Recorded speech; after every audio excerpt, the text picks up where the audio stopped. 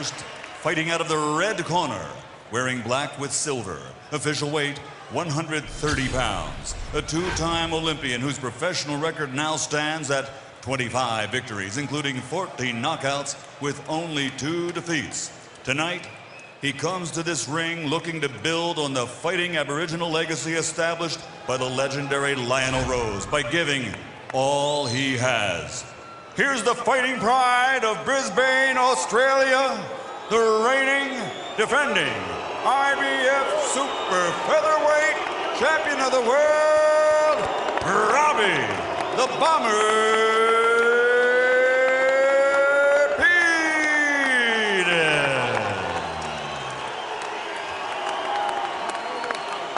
And across the ring, fighting out of the blue corner, wearing light blue with white letters, official weight also 130 pounds. His professional record, 60 victories, including 42 knockouts with 4 defeats, and he has captured 6 world titles. He's recognized as pound for pound, one of the best fighters in the world today. Damas y caballeros de Ciudad de Mexico, the 3-time super bantamweight world champion, 2-time featherweight world champion, the reigning, defending WBC Super Featherweight Champion of the World, the baby face assassin, Marco Antonio Barrera.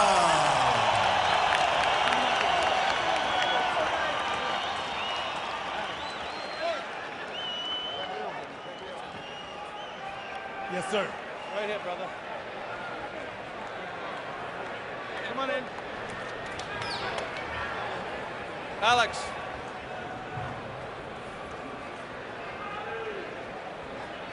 Okay, I spoke to both fighters in the dressing room. I'm cautioning them again. Obey my commands at all times. Shake hands. Good luck.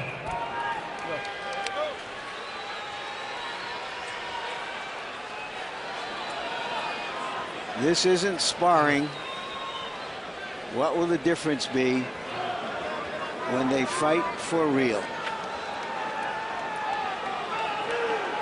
Well, sometimes when a football team knows the other team too well, or a basketball team knows the other team too well, you get something that's sloppy and rough-hewn.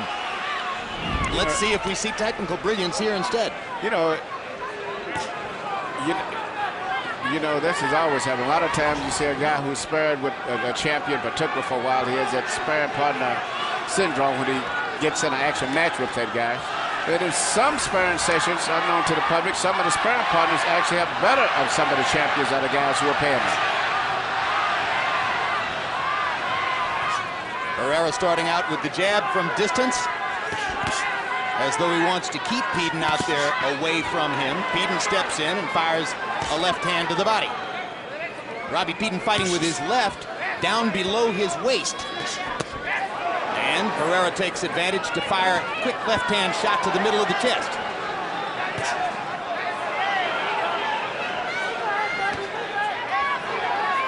Barrera can attack, or he can counterpunch. Sometimes he can choose, based on whatever you do.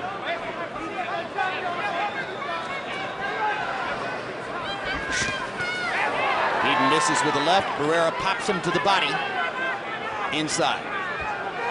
Barrera is a fighter who moves with a real slow rhythm. He doesn't look like much, but when he executes, whether it's a counter punch or whatever, much faster, like right there. He punches back at a much faster rate than his regular body movement is. So the hand speed is surprising. Yes, and that's why he catches opponents so often, because he's moving so slow. And they don't expect it when he punches, the punch at a different speed. It's interesting, Emmanuel, because it's like a pitcher who has a deceptive motion and the ball busts out of his hand and catches the batter by surprise.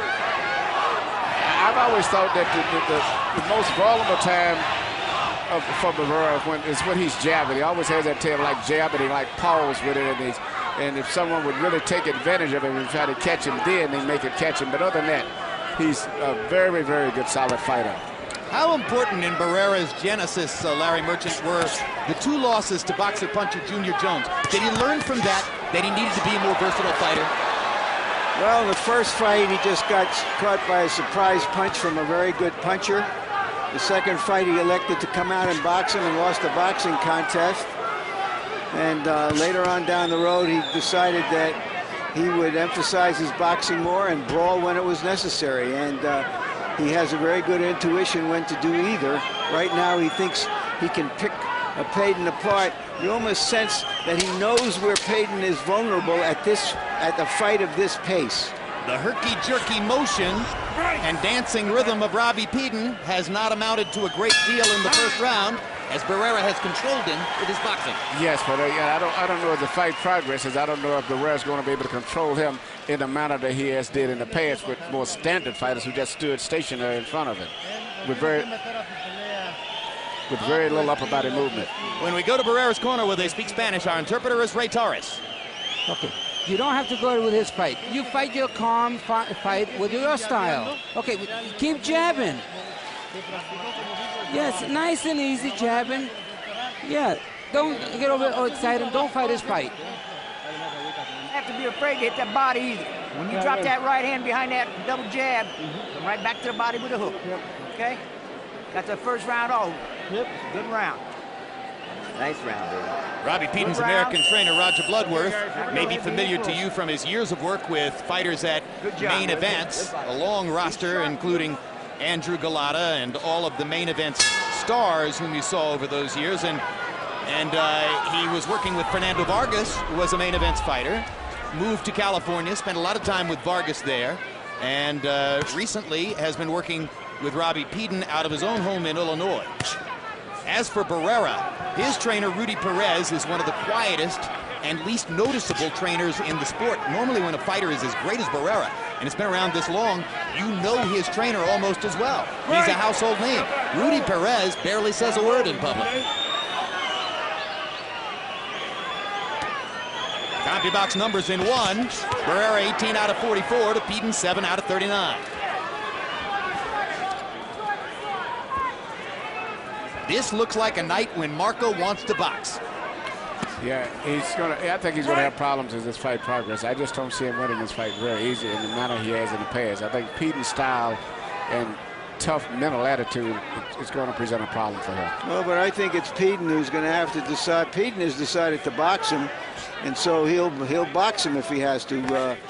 But if Peden comes in and attacks them, and I think we might see something else. Well, it seems to me as good a boxer as Peden is, the evidence is there already. He needs more contact. Yeah, I don't think Peden's that good a boxer. He has good boxing movements, but he don't really land that much, and he does get hit. I just think all of that movement and stuff is just going to get Barrera a little off track and not let him be as effective as he used to be. Well, what I see is that Barrera is poking him, and not having much of a problem of finding some target, even if it's not a big punch. He's putting the burden of proof on Peden to come to him, I think is what it amounts to. This looks like the Marco Antonio Barrera of the first 6 rounds of his second fight with Eric Morales, when he stunned everyone in the house by fighting such a clinical boxing match that Morales fell into the same rhythm and boxed with him until suddenly in round 7 of that fight they went back to war.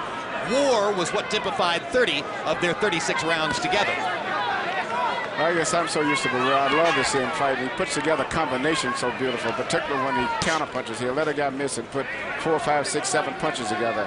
All very smoothly, but it's very difficult for him to do that to this opponent, even though he's winning the fight. That's true. Yeah, you don't often see Marco having to carve out a win 1 punch at a time. And incidentally, that combination landed very well. Peden lands his jab. Barrera steps aside. But still, even when Peden's been hit, he's been rolling, twisted, and pivoted, taking a lot of the power out of the punch, whereas the other stationary opponents would just bend in there and stand right into the punch. You saw Robbie Peden roll his head away from the left hook there. Yeah.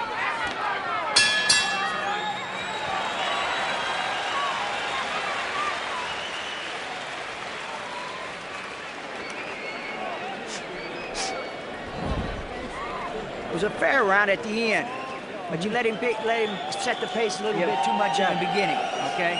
You got to keep the left hand in the mix and walk up to him a little bit. When you start backing up, he gets aggressive. All right? He doesn't want to be aggressive with you. He's trying to catch you with counterplay. So keep him uneasy with that foot pressure. All right?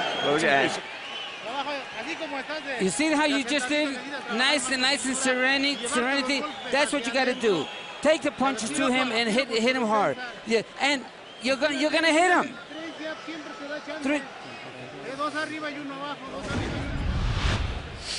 Combination from Barrera, left to the forehead, right on the jaw. Peden seems a little bit tight to me, Emmanuel. I don't think he's really cut loose yet. Maybe showing too much respect for the guy he sparred with all these years. Yeah, he seemed to be a little tight, and you could see in the dressing room he was warming up about twice as long as Barrera was. I get confused sometimes. I say Barrera, and I'm looking at the back of his truck, so I'm saying Tapia. Well, that's because his mother's name was Tapia. And incidentally, of course, Barrera fought Tapia, and that was a confusing night, and they both had the word Tapia on their trunks in the ring. Through round 2, 24 Barrera's 34 connects are jabs. He's thrown 67 of them, and 24 out of 67 in jabs in 2 rounds means you're boxing, and you're boxing effectively, at least offensively. Now Peden lands a little right hand, grabs Barrera, and Barrera pumps him with 2 lefts inside.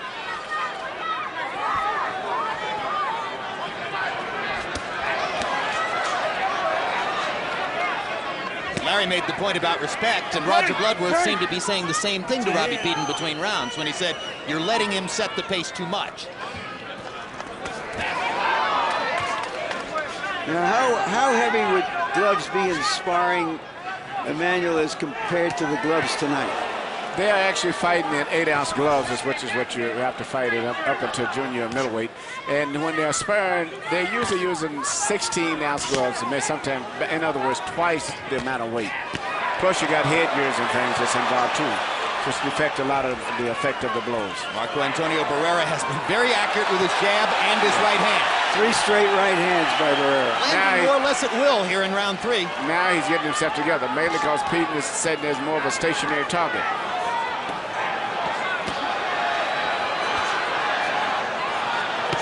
Peden with a little left hook to the body, tries twice upstairs. Barrera blocks the shots.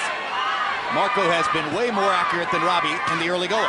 I think he's trying a beautiful fight down at this stage. He's getting his range now and getting set where he can start putting more punches than one together. Look at him snap Peden's head back with a jab and then easily step away from the roundhouse right that came back.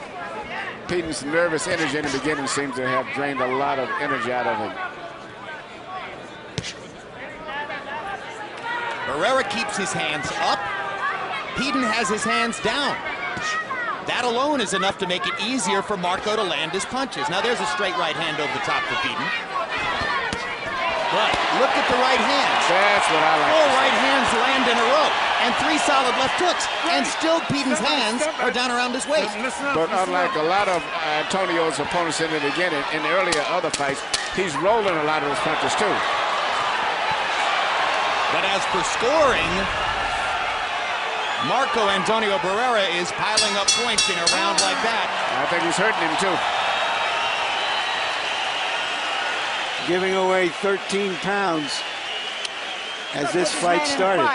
You're letting him back you around the ring and lets him look like he wins the fight. And then when you get lazy, he jumps on you with 2 or 3 punches. You're not rolling under and counter. So you've got to take the offense, all right?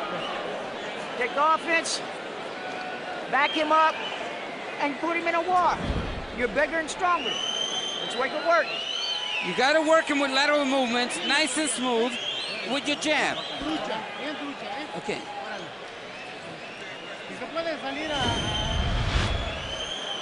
Just see how poised and relaxed Barrera is as he works. 3 chopping right hands. Very accurate puncher.